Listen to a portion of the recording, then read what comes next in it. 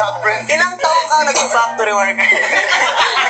Paano nyo na-maintain yung sweetness and kilig factor sa mga eksena? Nag-donut po. So, stress eating. Stress. Oo, halatang halata ang stress niya. Oo. Nagkakaroon pa ng language barrier. For example, nahihirapan ba mag-Tagalog? At is si may ba nahihirapan mag-English sa mga eksena niyo? Tissue po. May need nosebleed. Yes.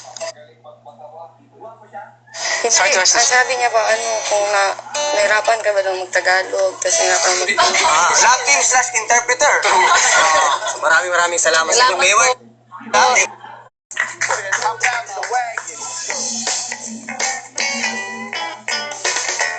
Action! May! I'm here in the Philippines now. Saan ka? Edward, saan ka na? Nandito na ako sa airport. Me too. Alis ka pa sa plane. Saan ka? Miss na kita. Gusto na kita makita. Saan ka na? May! Edward, saan ka na? May! May!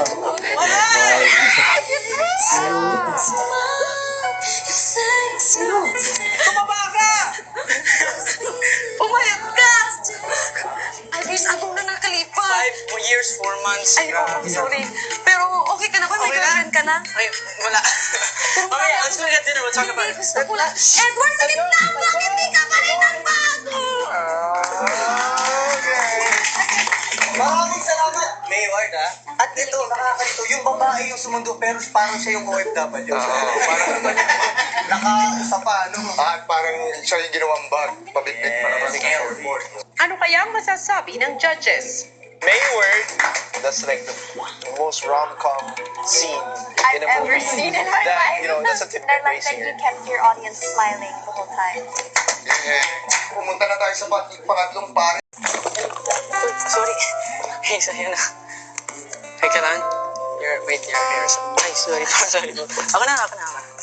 You sure you're okay? Ay, sorry. That's fine. Sorry.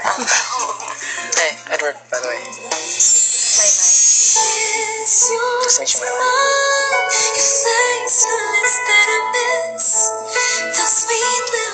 Ay, I gotta go, but see you around. Yung kamay. Ay, sorry. That's yours too. Sorry.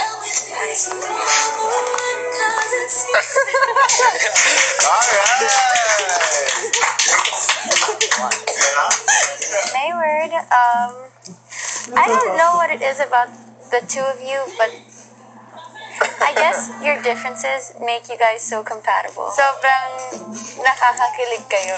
Yeah, I think yung dumadagdagan kasi yung mga ad-lib ni Feeling ko totoong kinikilig si Maymay eh. Yeah, yung mga ad-lib ni Maymay, Kinikilig ka kay Edward. yung no? last, actually yung talagang nagpanalo ng scene, yung dulo. Yung kagat. Yung kayo ata hindi nyo nakita nung pagtalikod ni Maymay, kinagat niya yung libro. Isang konting ganun lang, panalo na sa tao yun. That's what makes a scene.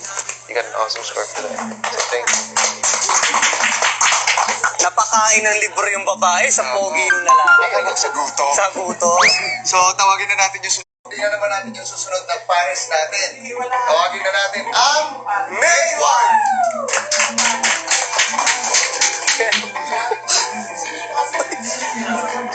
Action! Edward, lika dito! Lika! What's got you so happy now? Talag may sasabihin ako sa'yo na talaga magpapasaya ka talaga. Sure. Tell me. Si Jericho! Naligaw na siya sa akin. Alam mo ba yun? Ito, may papakita ko sa'yo, ha? Ito. Yan, yung mga flower. Yung mga bulaklak na binigay sa akin. Sabi niya sa akin, mahal niya na ako. Ibig sabihin nun, magiging kami na. Pagkatapos hindi mo alam kung Ano, tuloy. I'm listening. ano problema mo. Wala. You know me. Wala. May problema ka, sabihin mo na. Wala. Promise. You know me. For how long we're friends? Kaya nga, kilala kita kasi best friend ka, di ba? Alam mo yun! Sige, sabihin fine. mo na! Fine, I didn't want to tell you. Pero may problema sa bahay. With my mom and my dad. Edward, di ako naniniwala sa'yo. Ano? Sabihin mo na kung hindi, lalampasin ko to sa mukha mo. Here's the problem. Chick boy siya. I know that, you know that, everybody knows that. Come on. Edward, chick boy siya, pero nagbago siya. Kaya huwag kang mahusga, hindi mo siya kilala. Pinamamati din si Edward mo eh. It's not good. I promise. Hindi ba pwede maging masaya ka na para sa akin? Ba't ka ganyan? Bakit mo ako ginaganito? Because that should be me. That should be me. Not just Jericho.